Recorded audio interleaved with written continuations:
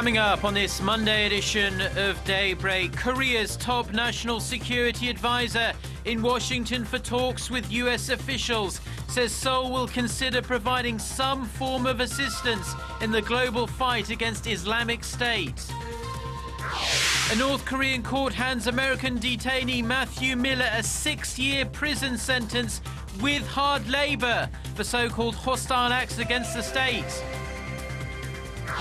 Plus, as the US and its allies prepare to intensify airstrikes against Islamic State militants, British Prime Minister David Cameron says Britain will hunt down the people responsible for beheading a British aid worker. Daybreak begins now.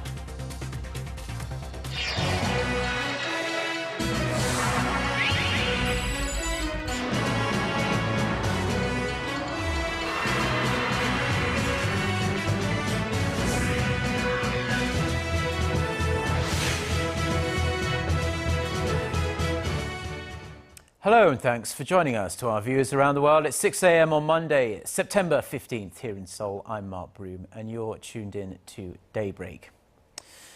Our top story this morning, Korea's National Security Advisor Kim Kwan-jin says the Korean government is examining ways to support global efforts to fight Islamic State militants.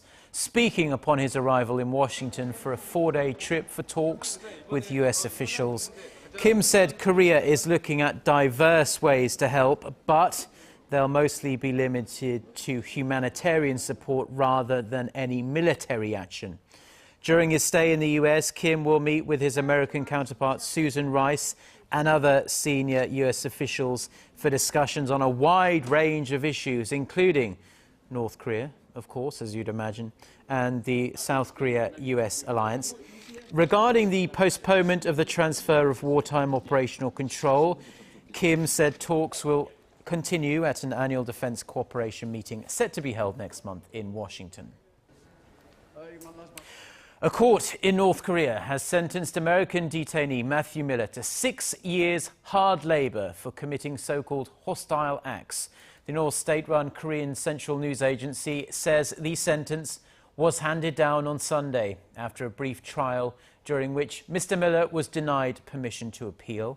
The 24-year-old from California was detained in April after he allegedly tore up his tourist visa at Pyongyang airport and demanded asylum in the north. Photos of the trial show some of Mr. Miller's possessions, including his passport and North Korean visa, which were clearly ripped up. North Korea has yet to announce the trial date for Jeffrey Fowle, another US citizen who was arrested back in May. Now, a high-level meeting on the human rights situation in North Korea will take place on the sidelines of the UN General Assembly later this month, and it's sure to bring renewed attention to the issue following a landmark UN report that was released earlier this year that accused Pyongyang of widespread, systematic and gross human rights violations. Our Kim Min-ji reports. A renewed focus on North Korea's human rights situation is expected to heighten diplomatic tensions at the upcoming UN General Assembly. This as top diplomats from South Korea and the US prepare to attend a high-level meeting on the North's human rights issue, scheduled to take place on the sidelines of the UN gathering. The meeting has been organized as a way to garner support for a UN General Assembly resolution on the issue. Pyongyang's human rights situation has received greater international attention this year following the release of a report by the UN Commission of Inquiry that accuses North Korea's leaders of widespread, systematic and gross human rights violations. South Korea's Foreign Minister Yoon Byung-se is almost certain to participate in the high-level talks, as is U.S. Secretary of State John Kerry, reflecting Washington's growing interest in the issue. Kerry said last month in his Asia policy speech that North Korea's prison camps must be shut down immediately. Kerry's attendance is likely to draw diplomats from other countries to participate. Meanwhile, North Korea appears to be making efforts to defend itself. The North's Foreign Minister Lee Soo-young is scheduled to give a speech at the General Assembly, which will mark North Korea's first ministerial address in 15 years. And on Saturday, Pyongyang released its own assessment of the human rights situation, claiming the rights of North Korean people are well protected under its socialist system. The report also said that Pyongyang is open to holding talks with any country at any time on the human rights situation in North Korea. Kim Min-ji, Arirang News. Now, a number of history textbook publishers in Japan are reportedly considering revising chapters related to Japan's wartime system of sexual slavery. The Japanese daily Sankei Shimbun reported on Sunday that some publishers plan to examine the wording of certain high school textbooks after another Japanese newspaper admitted to printing misleading articles on this issue. The Asahi Shimbun last month retracted all articles based on interviews with a late former Japanese government official who said he kidnapped hundreds of Korean women for use as sex slaves during World War II. This after some Japanese historians said his statements were inaccurate. Information about the country's use of wartime sex slaves is included in 13 out of 15 history textbooks used in Japanese high schools. Now, Korea and Japan appear to be taking some serious steps to address their long-strained bilateral relations, but will their actions be enough to ease the ongoing and very intense diplomatic feud over a great many historical and territorial issues? Our Hwang Sang-hee reports. A rare show of cultural diplomacy between Korea and Japan is raising hopes for improved relations between the two neighbors. Sitting side by side, Foreign Minister Yoon Byung-se and Japanese Ambassador to Korea Koro Baek-sho enjoyed the 2014 Korea-Japan Festival in Seoul on Sunday. This marked the first time Minister Yoon attended the annual event.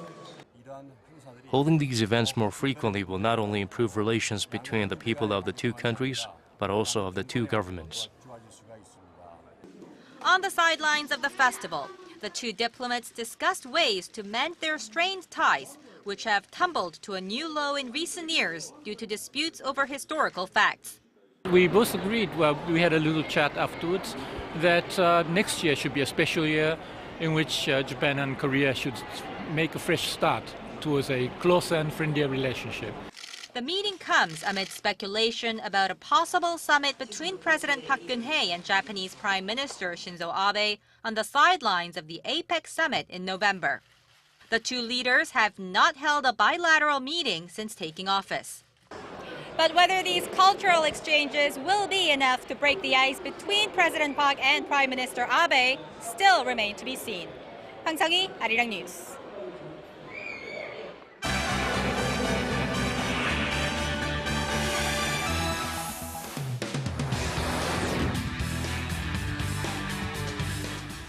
Well, it's time now for a look through the international headlines we're following on this Monday morning. For that, we turn to our Eunice Kim standing by at the news centre. Good morning, Eunice. And good morning to you, Mark. British Prime Minister David Cameron has condemned the Islamic State's beheading of a Scottish aid worker as an act of pure evil.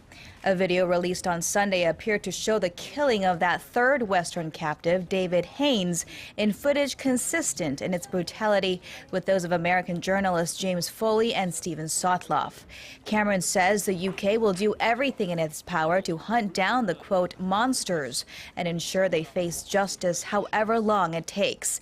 U.S. President Barack Obama said the United States stood shoulder to shoulder with the United Kingdom and promised a broad coalition of nations would bring to justice those who committed the, quote, barbaric act.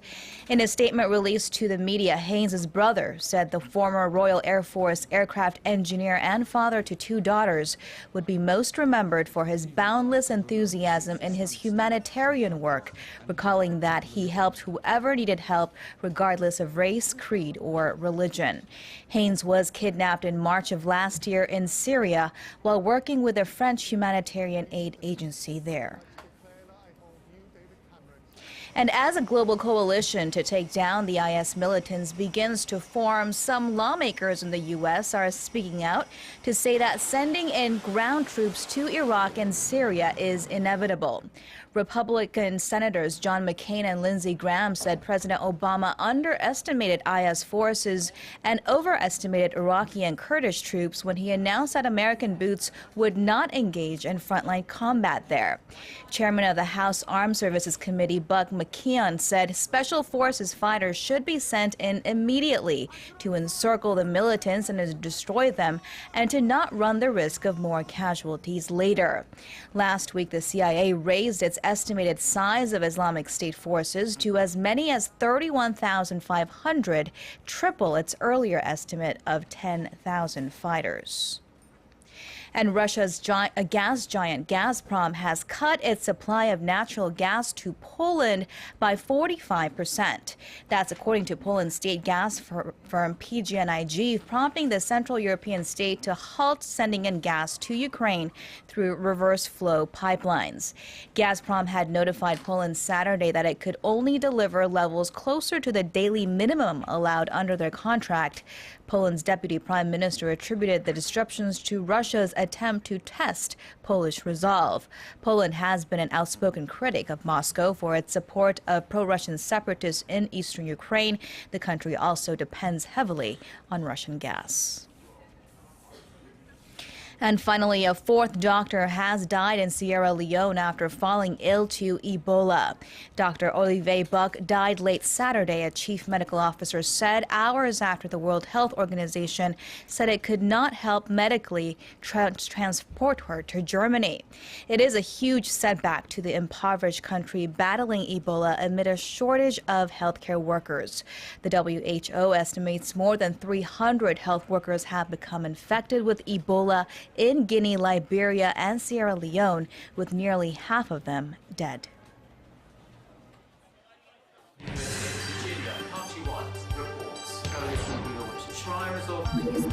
We start before the sun rises to bring you the latest stories out of Korea. We also lead the way with important global coverage. Stay on the pulse of what is happening with Daybreak.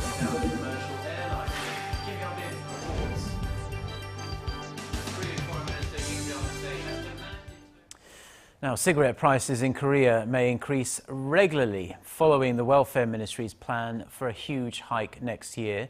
The government wants to automatically raise cigarette prices in line with general consumer prices. Officials say it will help reduce the country's really rather high smoking rate, but critics believe it's a sneaky way for the government to collect more tax from the people. Our Son Jung-in reports. Along with the government's recent announcement to raise cigarette prices by roughly 80% or some $2, it also said the price of tobacco products would be tagged to the rise of general consumer prices. There would be a 5% hike in tobacco prices every time consumer prices rise 5%. We are planning to raise cigarette prices in line with the increase in consumer prices. We will hike prices by 5% when consumer prices increase by the same amount. After the new measure takes effect next year, cigarette prices are expected to rise by 20 to 30 cents every 2 to 3 years, reflecting the yearly consumer price inflation of 2 to 3%. If that's the case, one pack of cigarettes will cost roughly $6 in 10 years from the current $2.40. Policymakers say they want to cut the country's high smoking rate in the most effective way, but others think the government wants to boost tax revenues without the inconvenience of taking it to the National Assembly every time they think a cigarette price hike is necessary. In order to avoid public criticism, experts say the government needs to spend the increased revenues wisely and come up with a long-term plan aimed at enhancing the people's health. Son Jung-in, Arirang News. Now, it may not come as a huge surprise, but Chinese tourists are the biggest spenders when they come to Korea. This according to new data from Shinhan Bank and the Korea Culture Information Service Agency. As a total, foreigners spent roughly $4.7 billion on their credit cards right here in Korea during the first 6 months of the year. Chinese accounted for over half of the total. They slapped $2.4 billion on their plastic. The report shows they spent the most on shopping, followed by accommodations and eating out. Japanese tourists were the second biggest spenders, followed by Americans. Korea's largest automaker Hyundai Motor is lagging far behind its foreign rivals in the global electric vehicle market. Automotive industry portal Mark says over 60,000 electric vehicles were sold around the world from January to June. That's a 40% increase from the same period last year. Of that total, Hyundai took up a tiny piece of that pie, 0.2% to be exact. Its subsidiary Kia Motors sold just 139 units of the Ray, which is Korea's first electric vehicle, in the first half of the year. The biggest seller in the global EV market in the first half of the year was the Nissan Leaf, which you can see there, with sales of over 24,000, or 40% of global EV sales. This was followed by Tesla Motors Model S, BMW's i3 and Renault's Zoe.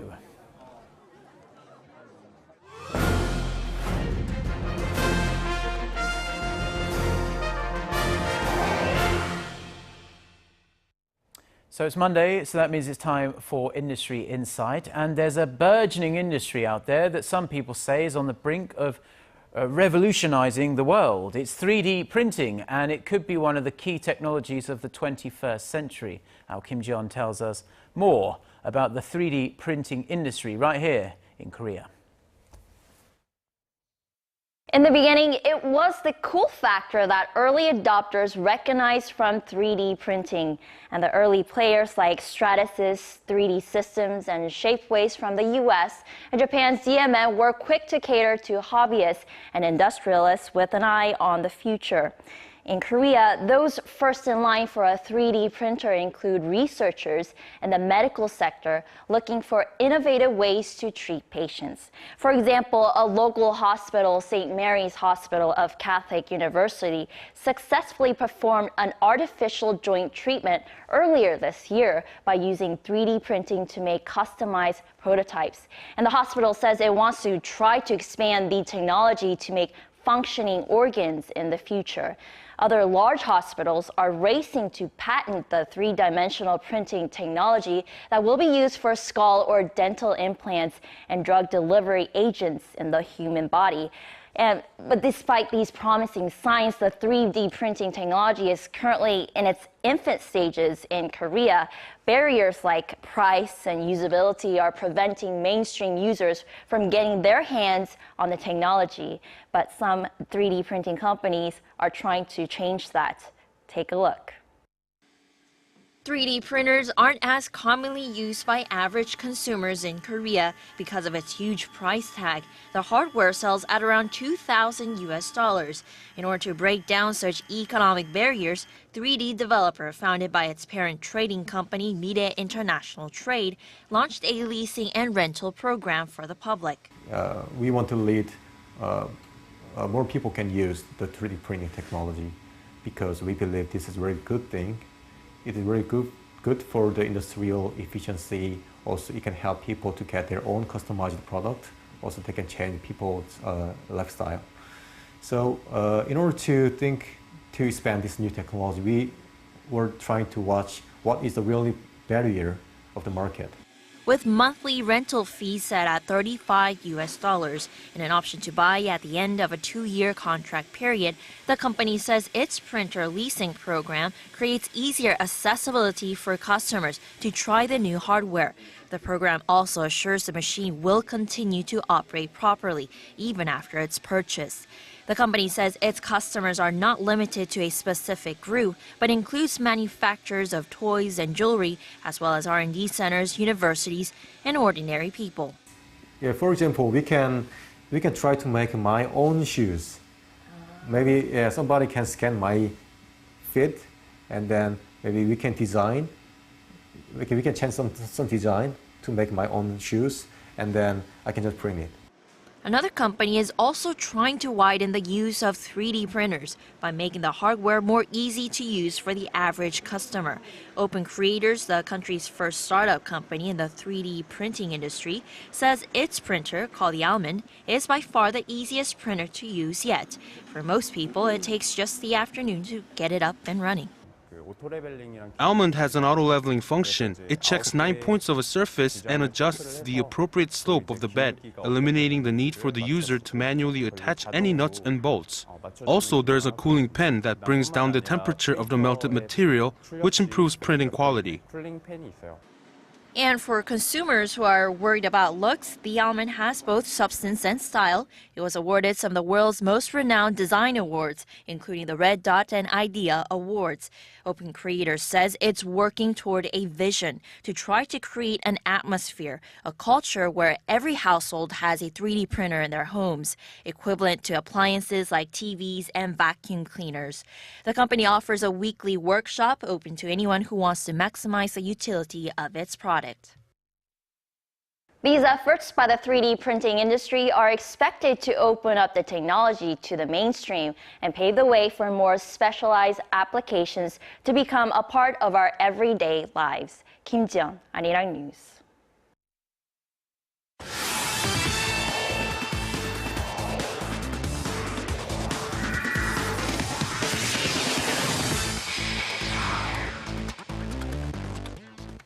And a good Monday morning to you all as we kick things off in the LPGA, where the 2014 Arirang Championship finished off their 4 rounds of play. And with Korea's Kim Hyo-ju starting off the 4th round with the lead, it was her job to hold on to it. And what a dramatic final round it was as she struggles in the back 9, but it was her clutch birdie in the 18th hole that made the difference as Kerry Webb bogeys with a single-stroke lead, and the 19-year-old wins the 2014 Arirang Championship, finishing off with 11 under par overall.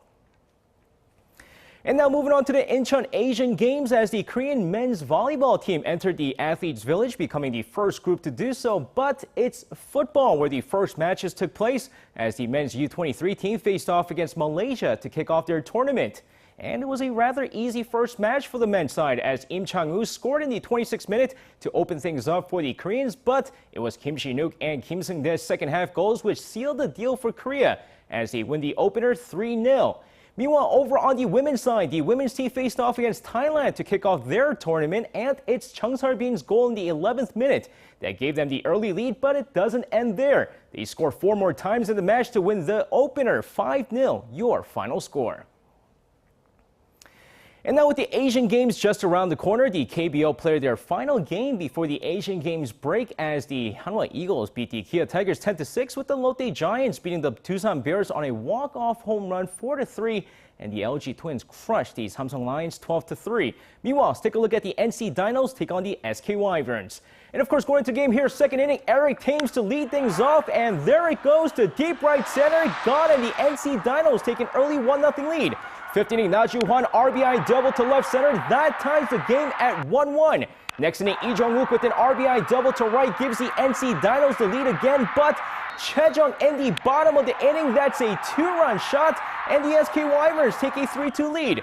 That lead isn't kept for long as Park Jung-jun grounds out to first, bringing home Lee Sang-ho, and we're tied 3-3. But SK refuses to go down as they scored twice in the 8th, including Kim Jae-hyun, who steals home as the SK Wyverns win this one 5-3. And now let's take a look at how the KBO standing looks with the league now on a break due to the Asian Games. And of course, taking a look at the standings here, let's take a look at here. We see that the Samsung Lions are in first place with the Nexon Heroes closing in 3.5 games back, with the NC Dinos slowly going downhill and the LG Twins hanging on to the final playoff spot. Meanwhile, taking a look at the bottom half of the table, the SK Wyverns in 5th place, trailing LG by just a game and a half, with the Doosan Bears and the Lotte Giants still in the race. But Kia Tigers and the Hanwha Eagles season look lost as they're currently at the bottom of the cellar. And that's going to wrap it up for me. This has been SJ. Have a great rest of the day and see you guys again for your sports needs.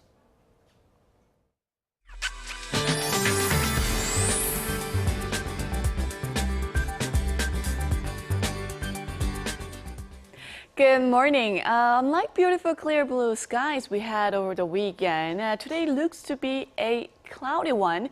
Clouds will hang around the peninsula throughout the day, and we have a chance of showers during the day as well. Jeju will receive the showers in the morning hours, while the central regions might receive showers somewhere between late afternoon and at night. So with the clouds expected to cover the nation and with a chance of rain, UV index level will be lower, and the daytime highs will be also a couple of degrees lower than yesterday, reaching to mid-20s. So let's take a closer look at today's temperatures.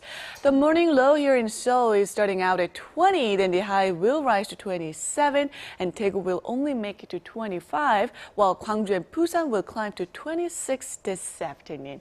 Now for other regions, it looks like Jeju Island and Daejeon will top out at 26 and 25, while Dokdo should see highs of 23, while Mount Kumgang gets up to 16. Well, that's all I have for you at this hour, and hope you have a wonderful start to the day. Thank you very much, Jion. And that's going to do it from us. Korea Today is coming up at the top of the hour. Have a great day, and thanks for watching. Goodbye.